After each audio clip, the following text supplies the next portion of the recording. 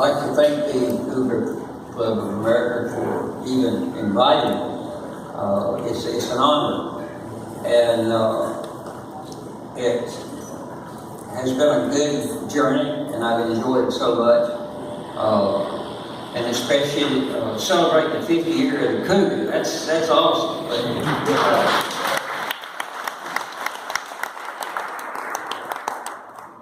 After that introductory, I don't know what to say. I don't know whether it's talking about me or not. But let's see, turn this thing on.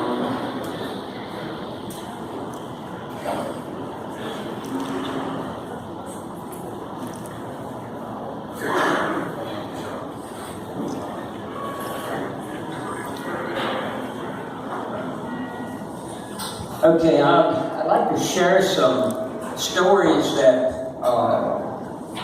through the years we were racing these Cougars. If you bear with me, sometimes my mind runs ahead of my mouth and I get sort of messed up, but we'll eventually get there. This first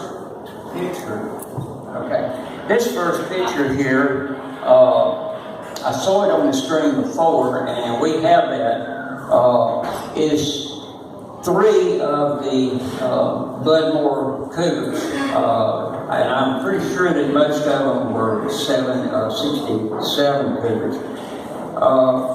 The year prior, in '67, Bud ran these cars in the Trans Am series and ran them at Daytona. I remember several of the named road course drivers drove them.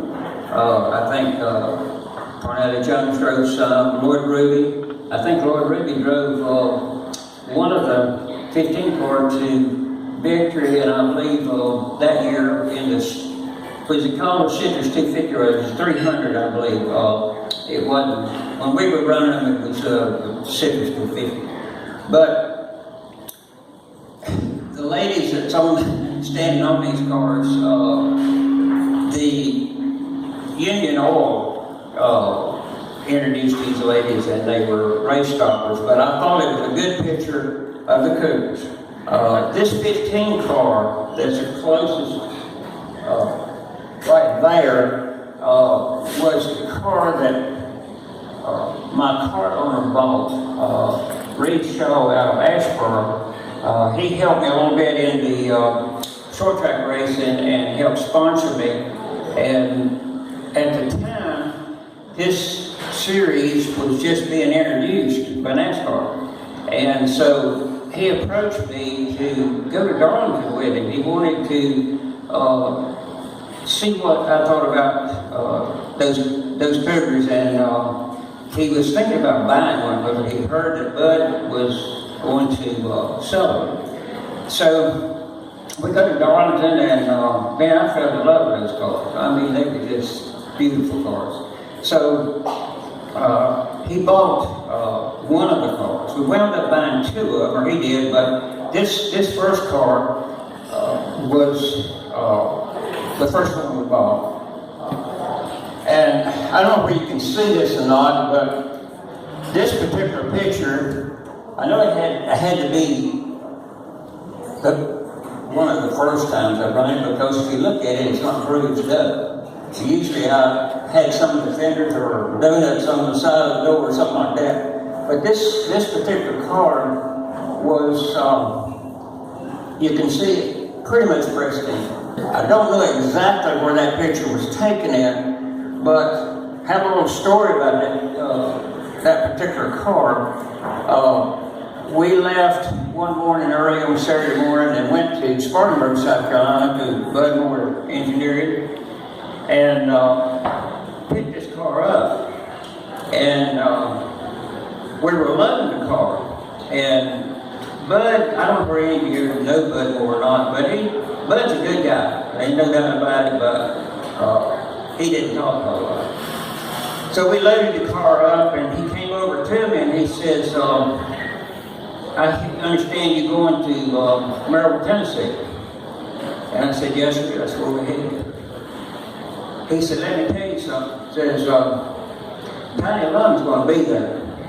And after you run, he's going to come over and offer you a lot of advice and tell you what to do.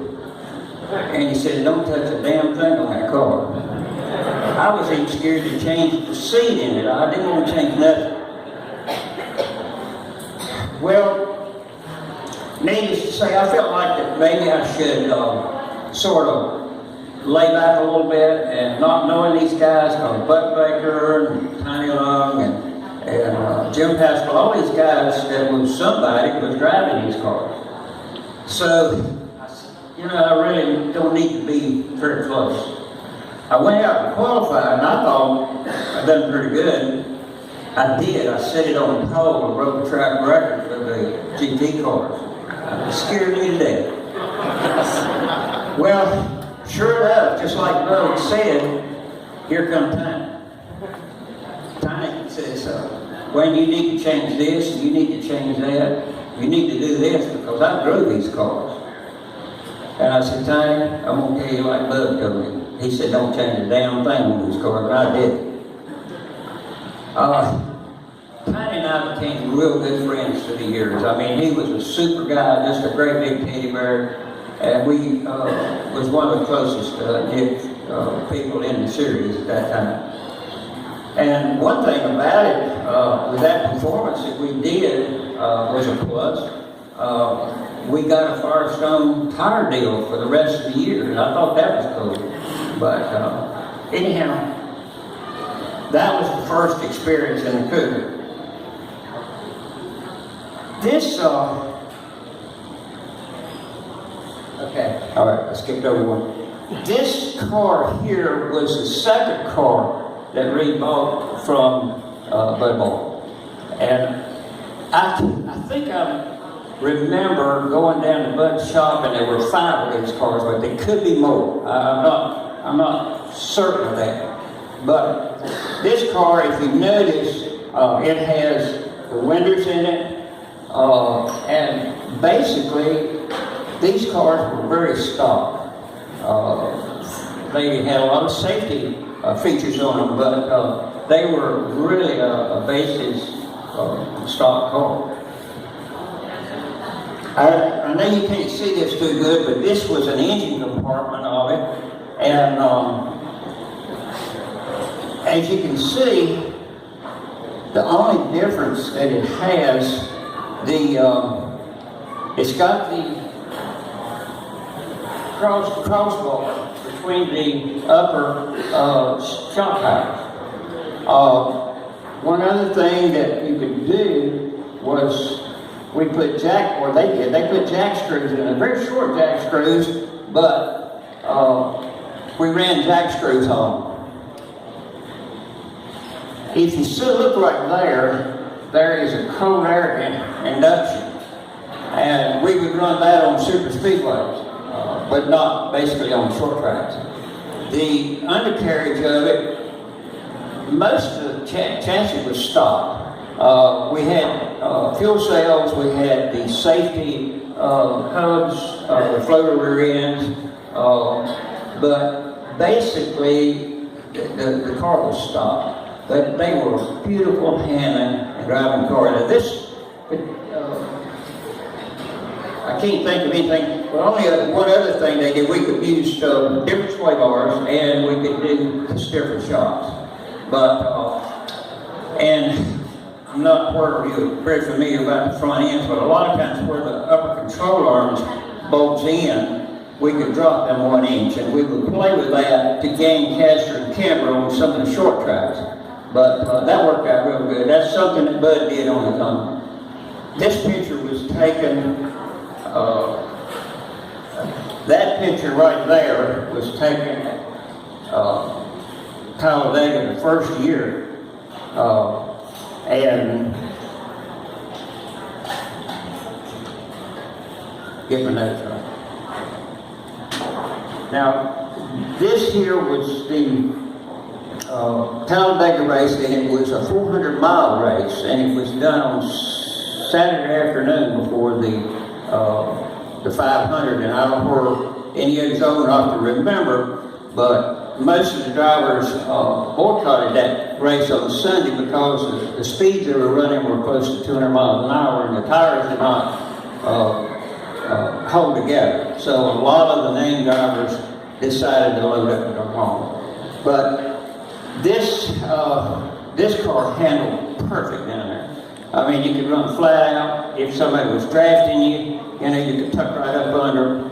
I think we qualified about 163, 164. And in draft, you would pick up about 4 or 5 miles an hour. But it was a super car. You could draft good with it, and it handled perfect. And you look.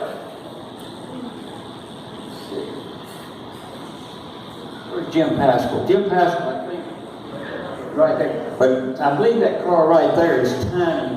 Let me see. Okay, there's the other Budmore car. Tiny Ron and Tom Stone bought that car from Bud, and they ran it that season. And if I'm not mistaken, I believe Tiny won the championship that year in that car. And there's another picture of Tiny at Daytona in that car. But he was a super competitor. There's no doubt about it. I've got some more stories about Tiny. This was another picture of the, they call it the Bama 400. And we had that race going hands down. That car just performed so good. And we had basically half a lap lead on the field. And on next to my last pit stop, the guys that was fueling knocked the fuel spout into the trunk. They had to go in the trunk, pull it back out, fish it back out, and get to where we could put fuel in it. Well, I lost, I don't know, this number 44, Ken Rush, eventually won the race, but I run him down, well actually it was a lap and a half down.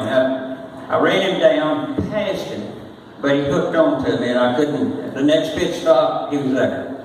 We left the pits together, he would not turn me loose. So I finished second and he won that race. And the next race, the next day, Bill France asked a bunch of the guys that ran the GT cars to run in the race on Sunday. I talked to Reed about it and I said, I feel like we've done our show. We've run 400 miles and I don't think that we have the engine, and I know we don't have the equipment to run 200 miles an hour. So I thought it was foolish. Now some of these guys did run, some of them got a jump start in NASCAR, but that's fine. I just decided not to go. One thing that these cars had wedge engines, and the 289 was bored. I was through too. And those cars, we turn them about 72 to 7,500, and today that's not much, but back then it was, especially for a small block like that. But the car really, really done good. This car here was owned by C.B. Gwynn. It was also a 68 Cougar, and he was in the series in 68, 69. There was one more Cougar, and this wasn't a Budmore car. I don't know who built this car, but it wasn't a Budmore car. There was one other, to my knowledge, was Billy Hagan, and he was out of Texas. He had a Cougar also. And I don't know where you remember not much about the history about NASCAR, but Billy was the one that brought Terry Labonte into the NASCAR circuit, and needless to say, a lot of people that's in NASCAR knows that Terry done very well. But I think Billy Hagan was the one that brought him in there. There was one other car, and I was talking to my sons today about it. there was a guy in Spartanburg called Little Budmore. I don't know where any of you are familiar with it or not, but anyhow, he ran some of the local tracks, and but he was no kin to what we call Big Budmore. I think that he bought one of the Cougars also, and but he tricked it up so bad. I don't think he ran it too much in GTs. I don't remember him running that much in it, but I think he finally took the car. Maybe did a lot of short tracks in that car. Here is, that's Daytona. It's the Citrus 250. Now, we ran twice a year at Daytona, but we ran on road course. And you can imagine a guy that had never run on a road course and go to Daytona and fall in that first turn there. I mean, and I didn't know where it was going.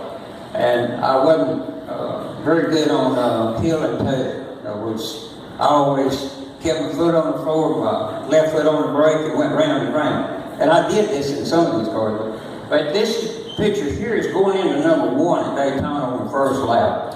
That was, if you got in 1 and got through it okay, you done pretty good. But we did, and we finished second in that race. I don't remember who won it, but the biggest problem with the Cougars at that time, you wasn't allowed disc brakes. We all had drum brakes. So, you had to drag your feet and change gears pretty hefty to get the car slowed down. And I want to think that the transmissions in those cars were T6. I could be wrong, but I believe I'm correct on that, because we didn't start running the top loaders till like in 71, 72, but that was a tough transmission. And we never had any issues with the T6, but I think, but pretty much stayed with what the cars came out with. This is another shot, a little bit story behind this. If you notice, the sheet metal has been changed on this car, and that is a 70. And you can look how good. I love to feel a car roll when I go in the corner, so I get good sidelight. And you can see that car working. I mean, it done real good on road course. One thing that happened prior to this, and the reason this sheet metal was changed on this car was the first car, I think, or no, this is a super speedway car. That's the one that had the winners in it. We went to Richmond, Virginia, and I was practicing, and just before I lifted going in turn 1, the flywheel exploded. And it literally sawed that car in two. The steering, the brakes, kicked the hood up in the center. But just to show you the innovation Bud had, I don't think you required a scatter shield, but the aluminum bell housing that was hooked up with the engine to the transmission, he had dipped that in like a cosmoline. Because I always remember how hard it was to get the bolts in and out when we were changing the engine, but it contained it. I looked down after I hit the wall twice, and I had feet, but I had no control over the car. But that's the reason that this sheet metal was changed on this car when it was put back. It's the same running gear, but we changed and made it into a 70.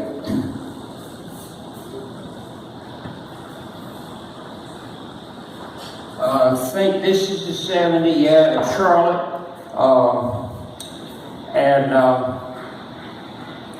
The car ran very well in Charlotte. I know in practice I bolted on each set of tires and went out.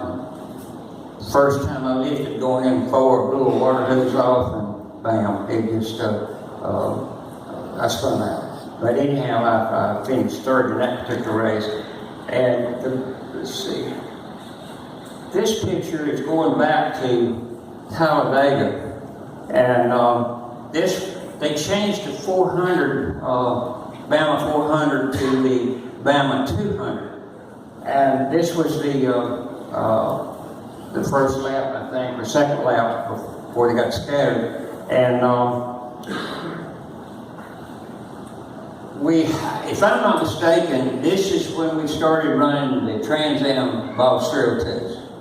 And we had terrible time dropping valves up. And I think I blew the engine about halfway through this race here. The car, the 302 balls had a good bottom end, but the top end was, we didn't handle it. Actually, we wound up, I think, putting chocolate valves in some of it. I know I shouldn't say that in full crowd, but we finally did. We had to, or we just blew up everything we had.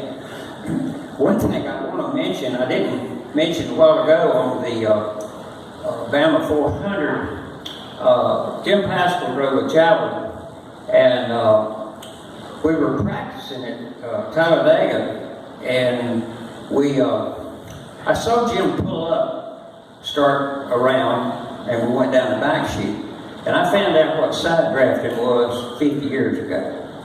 We got side by side. And all of a sudden, I reckon the vacuum between the two cars, I mean, just wham, scared me to death. I didn't know what was going on. And we had, the doors were spot welded into the roll cage. Well, the weld broke loose and the door popped open. That was another scary thing. And I always tell everybody that Jim Pascal blew the doors off at the top of that. This is the second car, I believe. Now we ran these cars on dirt. I mean, the only thing we changed, if you'll notice,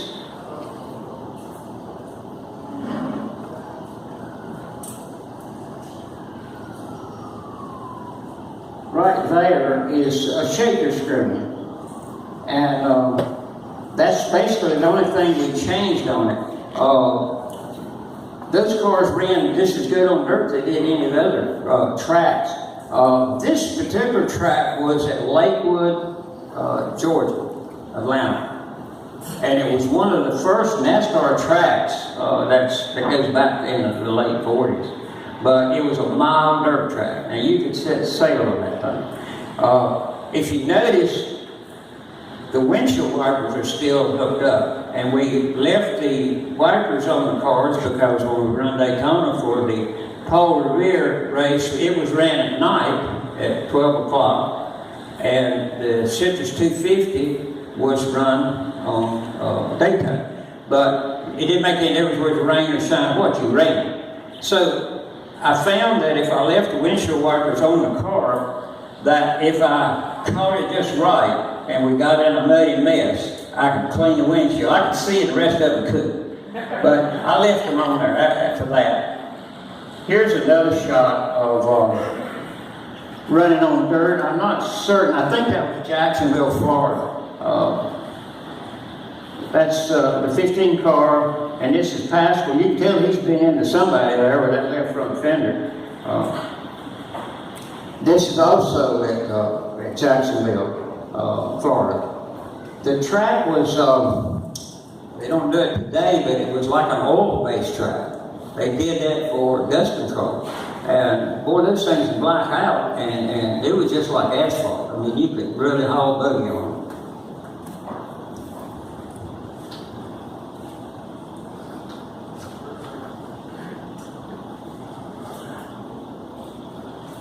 it. This picture here is the car that Congress Stone and Tiny campaigned, and they changed the sheet metal on it to a 70 after Tiny started driving. I believe he was driving for Ronnie Hopkins in a Camaro, but Tiny drove this car in '69, and in '70 they changed it over. Well, Pistone took it to Daytona for the Citrus 250. This Suzuki was driving it. Now, Bill France, a lot of times when those cars would go, especially with Bud on, he would get some of the road course hot shoes to drive them. or like on some of the local short tracks, he would get somebody like David Pearson, somebody to drive it, which would draw a crowd. But this particular race here, Suzuki was a pretty good road racer, and I think he finished sixth in that race. This was the end one. This was at Springfield, Illinois, and it was a fairground track. It was a hot Sunday afternoon, and they didn't water it down good enough. Actually, after this accident here, they called the race that week, and then it ran it the following week. We ran probably 15 or 20 laps. It was so dusty you couldn't see nothing. And the only way that I could get through the corners was to watch the inner guardrail. You was afraid to back off of it because the guy behind you was going to hit you, and you just hoped there wasn't nobody in front of you. Well, Buck Baker was. Coming off the fourth corner, he had spun, and I was right on top of it before I seen it. So this is what happened right here. It was a bad day for us. It bummed my knee up pretty bad, and they carried me to the hospital, and they draw water off of it and fluid or whatever. And this was an incident with Tiny Lump. They carried me to the hospital, and somebody left me there. And anyhow, I was sitting out in the waiting room trying to get away back to the track, some of them come and got me. And there was a guy named, I believe his last name was Baskowitz, that had teamed up with Tiny to run this northern tour we were running. They called it a northern tour. So they carried me at a DC-3 back to St. Louis. And the next morning, Tiny, he was a cure-all. He said, I got the perfect thing for you that'll really make you feel good. I said, what's that, Tiny? And he says, come out here. So where he was staying was in the guest house. This Baskowitz lived. I think he had something to do with Anheuser-Busch, the bottling supplier or something of that nature. But money didn't seem to be no object. Anyhow, Tiny goes and says, let's get in the sauna. 1969, I never heard tell of a sauna before, not in North Carolina. But anyhow, I said, oh, okay, if it'll make me feel better. So we got in there with nothing on but a towel. And he started shooting that hot water, hot cold water over around coals, and I couldn't even see him with all the steam in there. I thought, man, I can't handle this. I wrapped the towel around my head and put some water in it so I could breathe. I just couldn't get nowhere. But anyhow, Tiny said, I believe we've had enough. And I had enough. And just as soon as they opened that door, I went out like a light. I'm telling you, I did. And when I woke up, the team doctor for the baseball team there, I don't know where he come from, but anyhow, they was checking me out, see if I was going to live and all that stuff. And that big fat Tiny was sitting over, he thought that was the funniest thing in the world, and I passed out. But that was my first experience in a sauna. And this Buck's car, believe it or not, they fixed that car back, and I think he ran the next Sunday. I didn't have anything to run, but I think Buck and them, they ran it the following Sunday. And I believe it was this car that they ran. This car here was one of the last cars. I know it's not a Cougar, but I want to share this with you. Ford sent us this car in 1970 in the winter. And they sent it to Hom and Moody, and about this time, they were letting them put snouts on them. The first cars, Bud them, they didn't have snouts, they were all stock. This car had the rear clip and front clip on it. And we took basically all the running gear out from under this 70 Cougar and put under this car. That's what we did, and we couldn't reach up on the shelf and pull off any stuff. But, and that car was real good, and Reed Shaw also owned that car.